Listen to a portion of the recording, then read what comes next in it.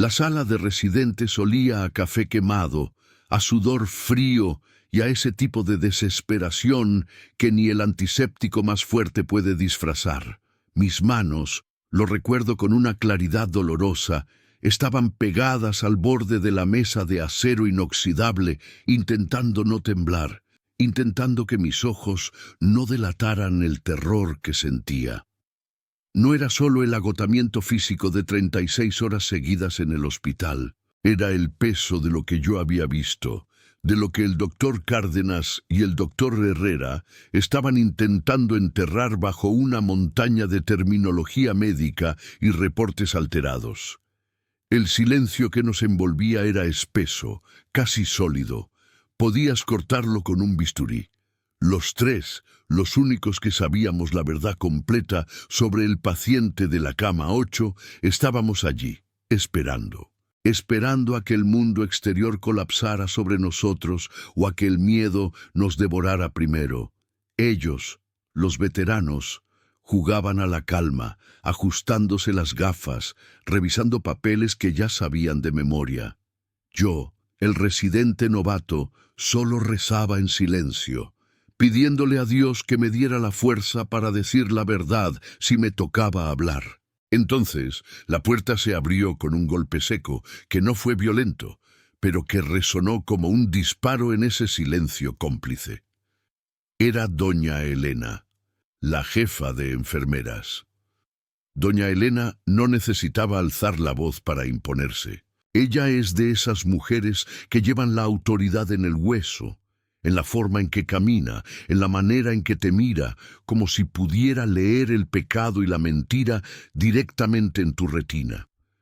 Tenía el uniforme impecable, pero sus ojos estaban cansados, y esa fatiga era más aterradora que cualquier grito.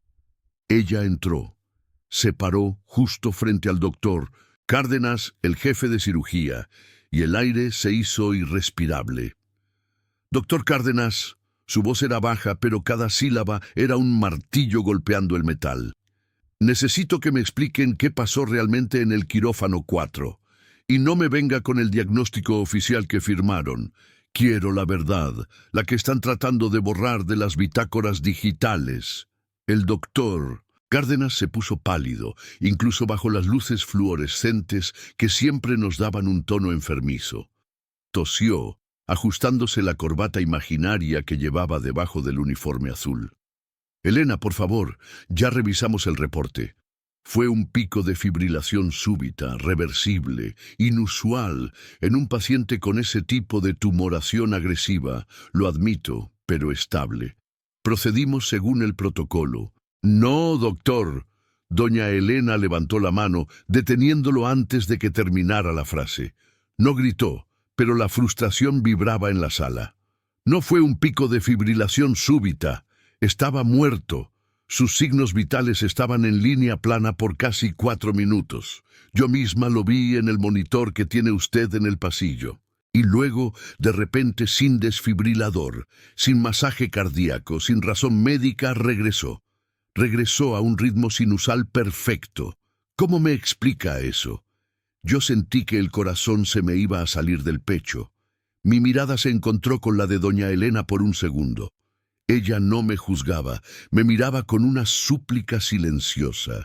Ella también había visto algo que no podía entender con la lógica del hospital. Ella era, al igual que yo, una mujer de fe, oculta bajo el rigor científico. El doctor Herrera, el más cínico de los tres, intervino con su habitual condescendencia. Elena, con el debido respeto, usted estaba en la sala de monitoreo, no dentro del quirófano. Hubo un desfase en el registro inicial del equipo, un error humano que corregimos inmediatamente. El paciente nunca... Mentira. Doña Elena golpeó la mesa, no con fuerza, pero con una convicción que nos hizo saltar a todos. Ella nunca había roto la compostura así.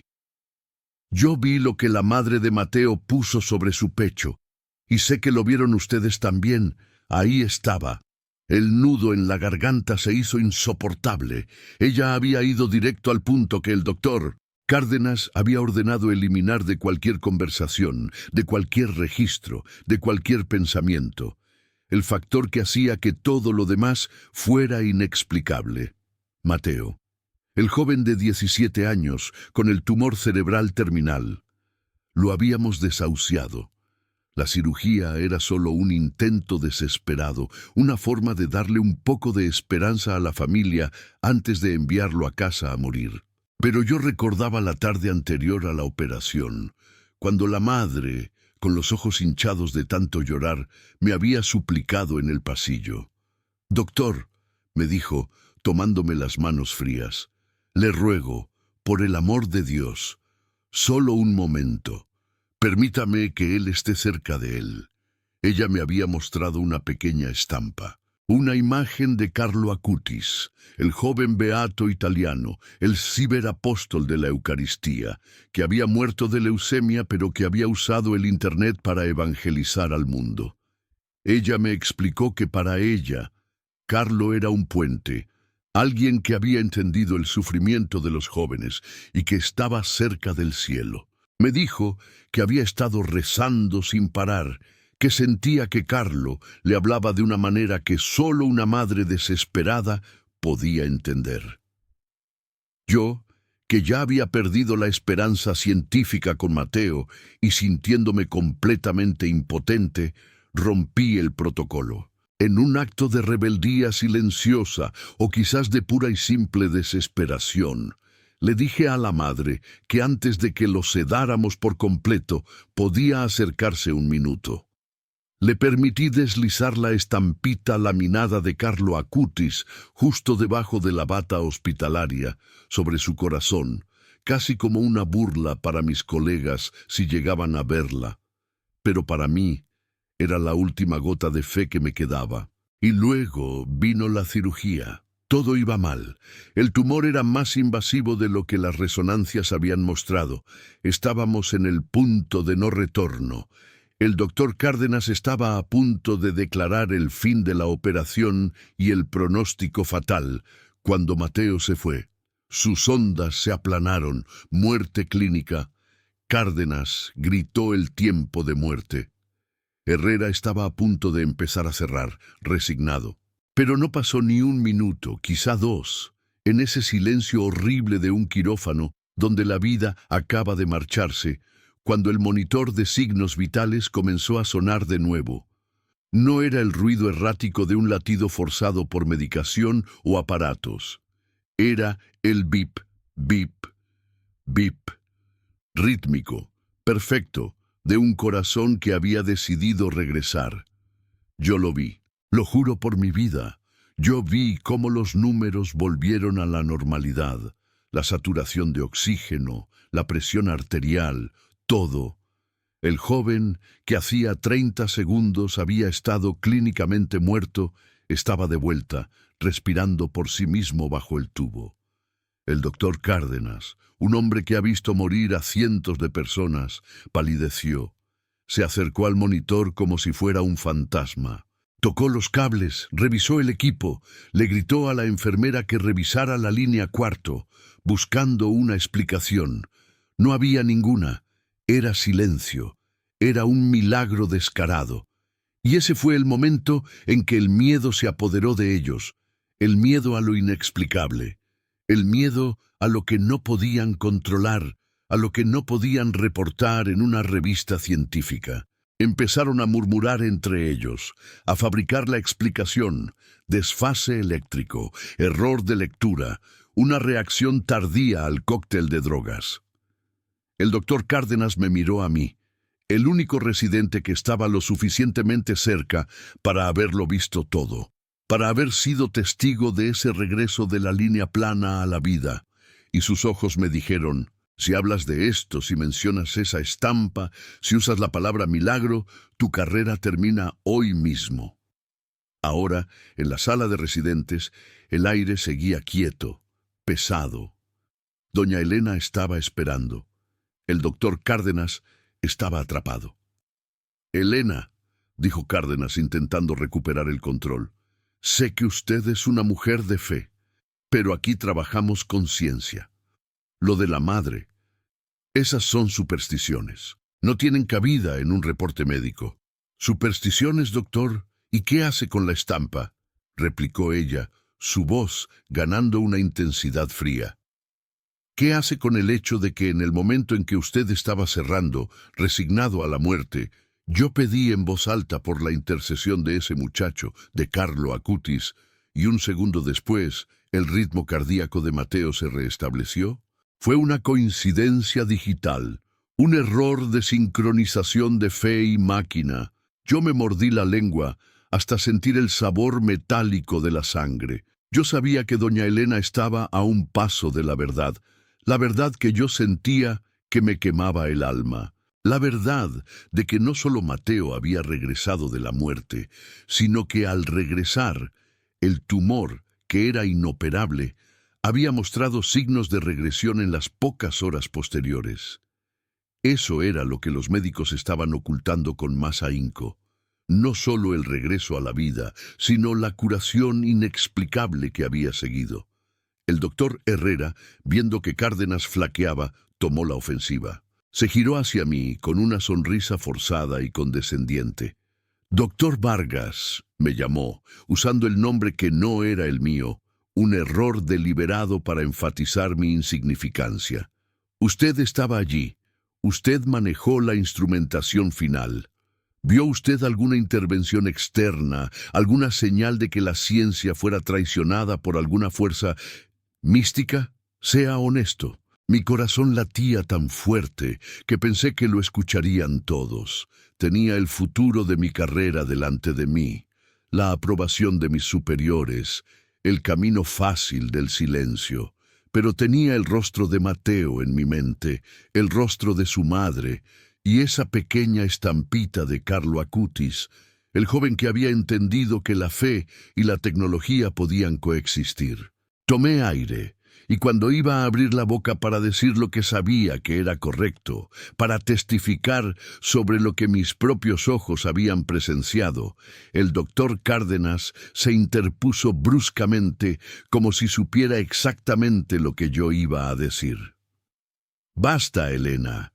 Este tema se acabó. El paciente está estable, su recuperación es notable, y lo atribuimos a una combinación de suerte y la agresividad de nuestro enfoque. No vamos a introducir elementos religiosos en un reporte médico oficial. Es irresponsable. Y en cuanto al residente...» Cárdenas me miró, y su voz se endureció, ya no en una amenaza, sino en una orden directa. El residente estaba agotado. Probablemente experimentó alucinaciones por el estrés. Necesita descansar y revisar su estabilidad emocional. El reporte final está cerrado. Si alguien filtra información no verificada, lo consideraremos un incumplimiento grave del secreto médico. ¿Entendido, Vargas? Me llamó Vargas de nuevo, a propósito. Era una forma de anularme, de recordarme mi posición. Yo no era un colega, era un subordinado desechable. Yo solo pude asentir lentamente. Mi garganta estaba seca. El silencio no significaba que aceptaba la mentira, sino que en ese momento, rodeado por esa conspiración de médicos asustados, mi testimonio solo sería desestimado como la locura de un residente cansado. Pero doña Elena no se dio por vencida. Ella clavó su mirada en mí, y yo supe que, aunque no pudiera hablar en voz alta, mi silencio no la engañaba. Ella esperaba que yo mantuviera esa verdad viva, aunque fuera solo en mi corazón, para el momento en que el milagro de Mateo fuera demasiado grande para ser ignorado, para el momento en que la curación total y rápida de su tumor obligara a todos, incluso a los más escépticos, a buscar más allá de la ciencia. Y ese momento, yo lo sabía, estaba muy, muy cerca. Me sentía solo, sí, pero con una certeza que me daba paz. Yo había sido testigo, y el verdadero testimonio solo había comenzado. El doctor Cárdenas y Herrera podrán borrar las líneas del reporte, pero no pueden borrar la línea plana que regresó a la vida ante mis ojos, ni el nombre de Carlo Acutis que la madre había susurrado como el último recurso. Y esa memoria, esa verdad, Era ahora mi carga, mi secreto y mi fe. El peso de ese asentimiento, de esa rendición silenciosa, me acompañó fuera de la sala de juntas. Me sentí sucio. Había jurado defender la verdad científica, y ahora estaba envuelto en una mentira para proteger la carrera de dos hombres que habían preferido la negación a la maravilla. El pasillo se sentía demasiado brillante. El zumbido de los equipos médicos era un ruido sordo que no lograba opacar el clamor en mi cabeza. Yo era un residente, el eslabón más débil de la cadena, y mi silencio era el precio de mi permanencia. Pero había algo más fuerte que mi miedo a Cárdenas, la certeza que me había regalado doña Elena con su mirada. Ella había visto mi lucha, había entendido que yo no estaba asintiendo a la mentira, sino a la imposibilidad de hablar en ese momento. Ella esperaba, y yo sabía que esa expectativa era mi verdadera carga. No era una carga pesada, sino una responsabilidad luminosa. Los días que siguieron fueron una anomalía médica que nadie se atrevía a nombrar. Mateo no solo estaba estable, como decía el reporte oficial. Mateo estaba sanando. Lo hacía con una velocidad antinatural, con una energía que se reía de la gravedad del diagnóstico que habíamos firmado. Yo iba a verlo en mis rondas, siempre buscando la señal de deterioro. El rastro de la encefalopatía isquémica, que era estadísticamente inevitable después de una línea plana tan prolongada. Buscaba la evidencia de que la ciencia aún tenía la razón, aunque fuera cruel, pero no la encontraba. En cambio, encontraba a Mateo despierto, parlanchín, pidiendo la tableta que su madre le había traído y que él, el cibernauta en potencia, no podía esperar a usar. Su madre, la señora que había invocado a Carlo Acutis, estaba siempre a su lado, tranquila, con esa paz que solo da la fe inquebrantable. Ella no me preguntaba nada sobre los reportes. No me exigía explicaciones sobre cómo su hijo había vuelto del borde. Ella simplemente vivía el milagro. Y a veces, cuando yo revisaba sus signos vitales perfectos, ella me sonreía y yo sentía que me estaba agradeciendo por haber sido testigo, no por haber sido médico. La presión en la unidad de neurología empezó a crecer como un absceso. Cárdenas y Herrera se volvieron sombras erráticas, revisando el expediente de Mateo 10 veces al día, buscando la variable que justificara la recuperación. Su tumor, que había sido una masa claramente definida y agresiva, comenzó a retroceder de una manera que la quimioterapia por sí sola no podía explicar en ese lapso de tiempo. Los marcadores tumorales se desplomaron. No fue una disminución gradual, fue un descenso precipitado, casi vertical, como si alguien hubiera apagado el switch de la enfermedad. «Es una respuesta idiosincrática», murmuraba Herrera, pero su voz sonaba hueca, como si estuviera tratando de convencerse a sí mismo. «Una combinación de suerte y un organismo robusto», sentenciaba Cárdenas, su mandíbula tensa. Él evitaba mi mirada a toda costa. Sabía que yo sabía. Él sabía que yo era el guardián silencioso de la verdad que él había intentado enterrar bajo el peso de la burocracia hospitalaria. Yo, mientras tanto, empecé a vivir una doble vida. De día era el residente Vargas, el profesional que asentía a los diagnósticos oficiales y que participaba en la conspiración del silencio. De noche, yo era un buscador. Necesitaba entender qué había pasado con ese nombre, Carlo Acutis. ¿Quién era este joven al que la madre de Mateo había confiado el alma de su hijo?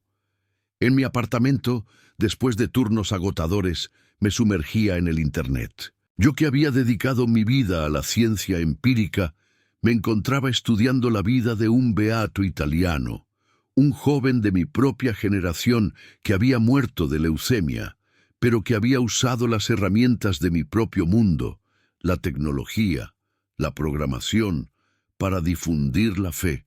Lo llamaban el cibernauta de Dios. Me fascinó. No era la imagen de santidad antigua, con vestiduras y aureolas distantes. Era un chico con jeans, mirando una computadora.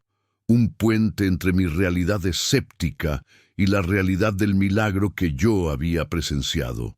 Leía sobre su obsesión por catalogar los milagros eucarísticos en el mundo, su convicción de que la Eucaristía era su autopista al cielo. Y mientras leía, una conexión se establecía en mi mente, la línea plana, el susurro desesperado y la resurrección de Mateo. Era como si Carlo Acutis hubiera intervenido justo en el punto ciego de mi ciencia, usando la misma tecnología, el mismo espacio temporal que yo habitaba.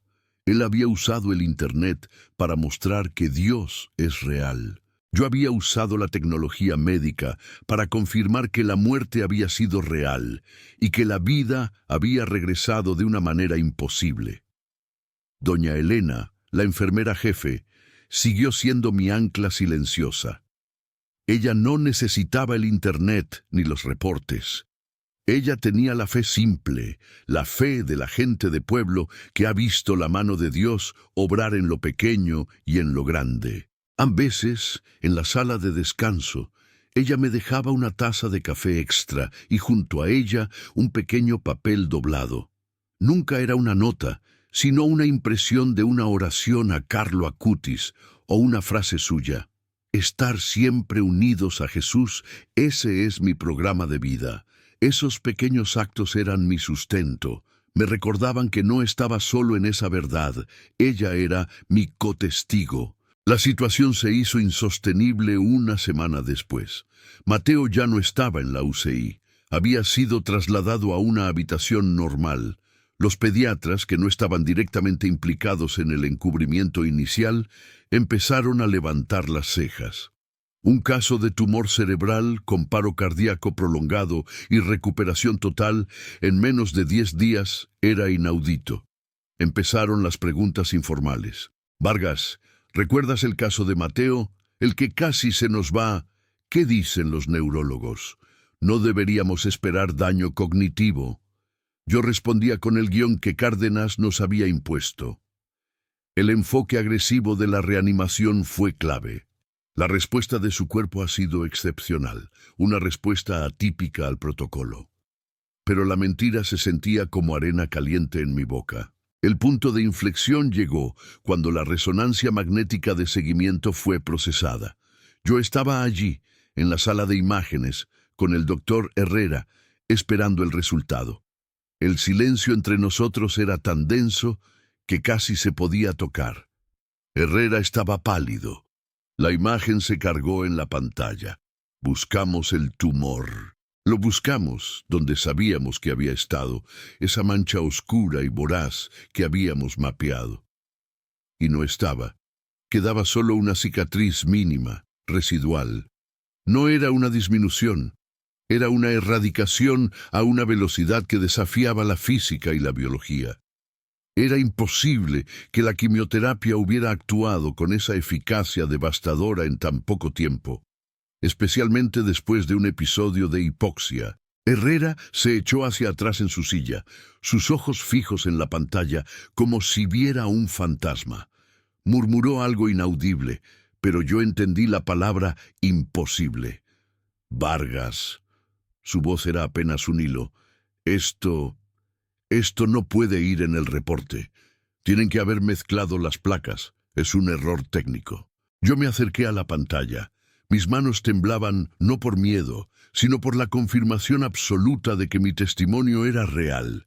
No había error técnico. El nombre de Mateo, la fecha, todo estaba allí. La prueba era irrefutable. Doctor Herrera, dije, y esta vez no usé el tono sumiso del residente.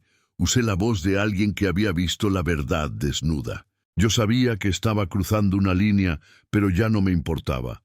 Había un milagro en esa pantalla y la ciencia no podía encubrirlo por más tiempo. El tumor se ha ido, totalmente. Herrera me miró y en sus ojos vi una mezcla de pánico y furia. El pánico del científico que ve su realidad desmoronarse y la furia del hombre que está a punto de perder su prestigio. Basta, Vargas, siseó levantándose bruscamente. Vamos a solicitar una segunda opinión. El informe inicial debe ser revisado por la Junta. No podemos decir esto. No podemos introducir variables que no podemos medir. Pero ya era tarde. La técnica de resonancia magnética había sido firmada por el radiólogo de guardia, y ese informe volaría por el sistema en cuestión de horas. El secreto estaba a punto de explotar. Esa noche no pude dormir. Mi corazón latía con la emoción de saber que la verdad iba a prevalecer, mezclada con la ansiedad de saber que mi carrera médica probablemente terminaría allí mismo, en ese hospital. Cárdenas no iba a perdonar que yo fuera el testigo de la prueba final. Me arrodillé junto a mi cama. Hacía años que no rezaba de forma consciente. Las oraciones habían sido ritos vacíos en mi infancia, abandonados en favor de la lógica del estudio. Pero ahora me encontré hablándole a ese joven cibernauta, Carlo Acutis. Tú sabes lo que vi, susurré en la oscuridad. Tú sabes que lo que pasó con Mateo no fue ciencia. Si de verdad eres un puente, ayúdame ahora. Ayúdame a no traicionar lo que mis ojos vieron. Ayúdame a ser un testigo digno, aunque me cueste todo. No pedía un signo, no pedía consuelo, pedía valor. A la mañana siguiente la atmósfera en el hospital era electrizante. El informe de la resonancia magnética había llegado a la oficina de la dirección. Los rumores volaban más rápido que el informe de Cárdenas. La suerte y la respuesta atípica ya no eran suficientes. Un tumor que desaparece es un evento que exige explicación, y esa explicación no se encontraba en los libros. Fui convocado a una reunión de emergencia, no con Cárdenas y Herrera solos, sino con la directora general del hospital y el jefe de servicios jurídicos. Esto ya no era un encubrimiento, era una crisis institucional. Me senté en la silla, sintiendo el peso de todos los ojos sobre mí. Cárdenas estaba allí, lívido, viéndome como si yo fuera el responsable de haberle puesto el bisturí en las manos de Dios. Herrera evitaba mi mirada, hundido en su asiento. La directora, una mujer fría y pragmática, puso el informe de la resonancia sobre la mesa. El silencio era total. «Doctor Vargas», empezó su voz gélida, «usted fue el residente principal en la reanimación del paciente Mateo Cruz. Usted firmó el informe inicial, que atribuía la recuperación a la intervención quirúrgica y la respuesta al tratamiento. Ahora tenemos esto», señaló la imagen. «Necesitamos una explicación coherente para el comité de ética. Una explicación que no contradiga los principios de la medicina empírica». Respiré hondo. Sabía que esta era la línea de fuego. Podría recitar el guión de Cárdenas y salvar mi carrera. Podría hablar de regresión espontánea, de una clasificación errónea, de un error de lectura inicial, aunque yo sabía que era mentira. Pero entonces recordé la sonrisa de doña Elena, la quietud de la madre de Mateo, el nombre de Carlo Acutis resonando en la UCI. No podía mentir. Mi voz salió firme, sorprendente incluso para mí. «El informe inicial fue redactado bajo la presión del evento, directora.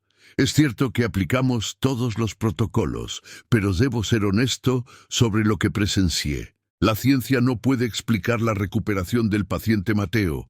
Cárdenas se inclinó hacia adelante, intentando interrumpirme, pero yo seguí hablando, sintiendo una fuerza extraña empujarme.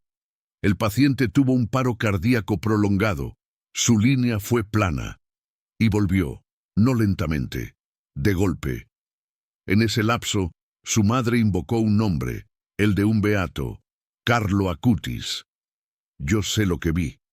Vi la muerte irse, y vi al tumor desaparecer.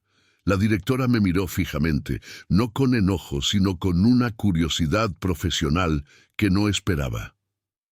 ¿Está usted sugiriendo, doctor Vargas, que la recuperación es de origen sobrenatural? La palabra era enorme, aterradora, en el contexto de esa sala de juntas. Estoy sugiriendo, respondí manteniendo su mirada, que hay un evento en el expediente de Mateo Cruz que no tiene explicación científica. Mi deber como médico es reportar la verdad tal como la he observado. Y la verdad es que, cuando la ciencia se rindió, la fe actuó. Cárdenas explotó. Absurdo. Esto es irresponsable. El doctor Vargas está mentalmente agotado, lo dijimos. Está mezclando mitos con medicina. Pido que se le suspenda inmediatamente por inestabilidad. Doctor Cárdenas, por favor, silencio, ordenó la directora, sin quitarme los ojos de encima.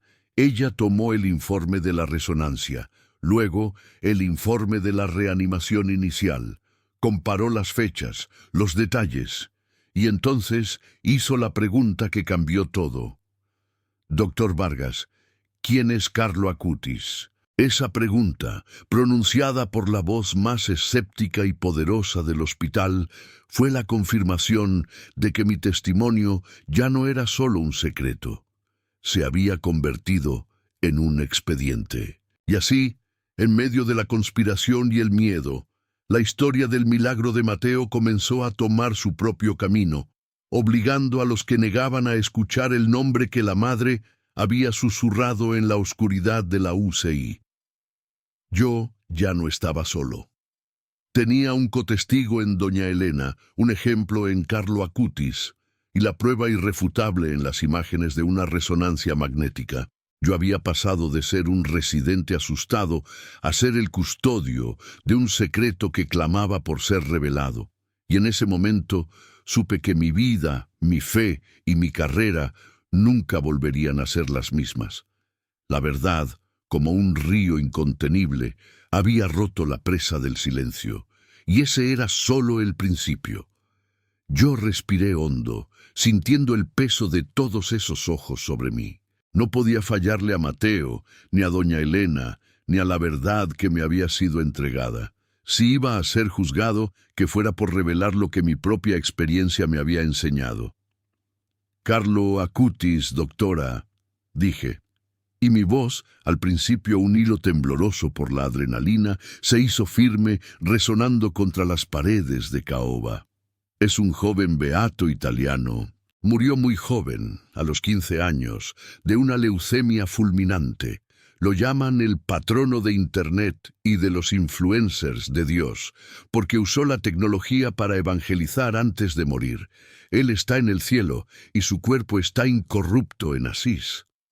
Hice una pausa. Los médicos me miraban como si estuviera recitando un conjuro. Él es, directora, la unión perfecta entre el mundo que ustedes representan. Continué señalando las pantallas y los informes, la modernidad, la ciencia y la fe que el doctor Cárdenas desprecia.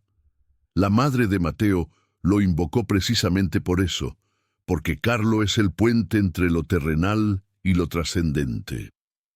Cárdenas intentó interrumpir de nuevo, su rostro rojo de furia. Es una leyenda urbana, un cuento de viejas. Usted no puede basar un informe médico en un santo. No baso mi informe en un santo, doctor Cárdenas. Lo corregí, mirándolo directamente. Bajo mi informe en las imágenes de la resonancia magnética que demuestran que, en el lapso de 6 horas y sin intervención quirúrgica, un tumor cerebral de grado 4 desapareció. Y la única variable que introdujo el cambio en ese lapso fue la oración dirigida a este joven. La directora, que hasta ese momento había permanecido inmóvil, se reclinó en su asiento. Ella no era una mujer de fe, lo sabía, pero era una mujer de lógica y números, y los números del expediente de Mateo Cruz eran irracionales. «Doctor Vargas», dijo finalmente con una lentitud glacial, «entiendo su convicción, entiendo la presión que sintió al presenciar este evento, pero si lo que usted afirma es verdad, esto trasciende la medicina y el hospital. Pone en riesgo nuestra reputación académica y científica. Ella no me iba a suspender, al menos no inmediatamente. Su interés profesional había vencido a la rabia institucional. Se va a conformar un comité de ética y revisión de casos, doctor, ordenó, mirando a los demás. Necesito que todos los informes, desde la admisión de Mateo Cruz hasta su alta inminente, sean revisados por al menos 3 especialistas externos, neurocirujanos, oncólogos y neuroradiólogos. Esto no se trata de creencias, se trata de protocolo.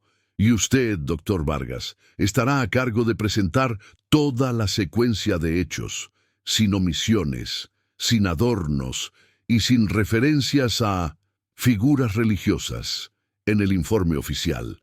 Ella estaba intentando proteger al Hospital de la Verdad, si ésta resultaba ser demasiado grande para ser contenida.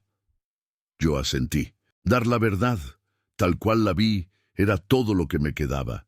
Salí de esa sala sintiéndome ligero y pesado al mismo tiempo. Ligero porque la carga del secreto por fin se había ido. Pesado porque sabía que mi vida y mi carrera profesional habían entrado en un nuevo territorio hostil y solitario. Los pasillos se sentían diferentes. Los rostros de mis colegas me evitaban. Los pocos que se atrevían a mirarme lo hacían con una mezcla de lástima y burla, como si hubiera perdido la razón. Yo ya no era el doctor Vargas, el prometedor residente que se encaminaba a una beca. Ahora era el doctor Vargas, el que vio fantasmas, o peor aún, el que atestiguó un milagro. El miedo se había ido. Lo había sustituido una quietud profunda, una paz que no tenía sentido en medio del caos. Había elegido la verdad sobre la comodidad de la negación. Necesitaba ver a Mateo, necesitaba ver a doña Elena. La fría evidencia médica había sido mi escudo en la sala de juntas, pero el calor humano era el que alimentaba mi fe. Cuando entré a la habitación de Mateo, él estaba despierto, sentado en la cama, con una vitalidad que cortaba la respiración.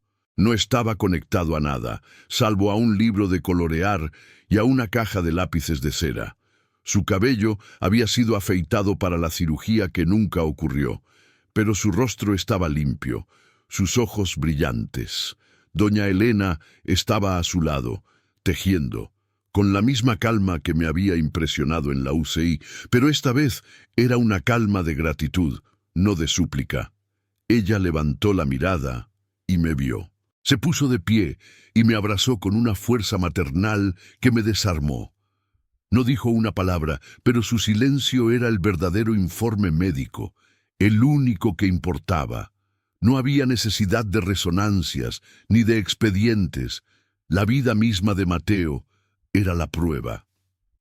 «Gracias, doctor», susurró ella, separándose de mí y secándose una lágrima. «No sé qué dijo usted allá afuera, pero sé lo que hizo aquí adentro. Usted no se rindió cuando todos se habían ido». «Yo no hice nada, doña Elena». Mi voz era ronca. «Fue la fe, su fe». Ella negó suavemente con la cabeza, sonriendo con esa sabiduría que solo la adversidad extrema puede dar. «La fe mueve montañas, sí, doctor, pero a veces la fe necesita una mano que la sostenga. Usted fue esa mano para mí, y...» Mateo me dijo algo. ¿Qué le dijo? Dijo que se despertó y sintió que tenía que darle las gracias al joven de las redes. Dice que ese joven vino a verlo. La piel se me erizó. No había forma de que Mateo, que había estado en coma inducido, supiera quién era Carlo Acutis.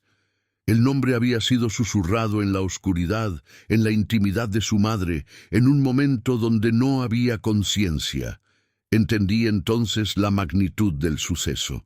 El milagro no había terminado con la desaparición del tumor. El milagro se había completado en mi corazón, forzándome a elegir entre la comodidad de la negación y la dura, pero gloriosa, realidad de la intervención divina.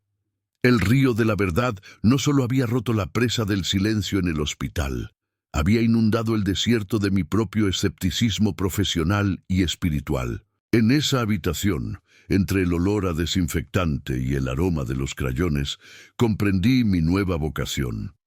Yo no había salvado la vida de Mateo Cruz. La vida de Mateo Cruz Me había salvado a mí. Me había salvado de convertirme en un médico frío, un simple técnico deshumanizado que solo cree en lo que puede cortar y suturar. Mi carrera, mi futuro, estaba ahora en el aire. Sabía que el comité de ética buscaría una explicación natural, por más forzada que fuera. Sabía que Cárdenas intentaría destruirme, pero ya no me importaba. Había un fuego nuevo ardiendo en mí, una certeza que ninguna junta directiva o resonancia magnética podía apagar. Había pasado de ser un residente asustado a ser el custodio de un testimonio. Y esa mañana, al salir del hospital hacia la luz cruda del sol, supe que mi vida no se trataba solo de curar cuerpos. Se trataba de atestiguar el alma.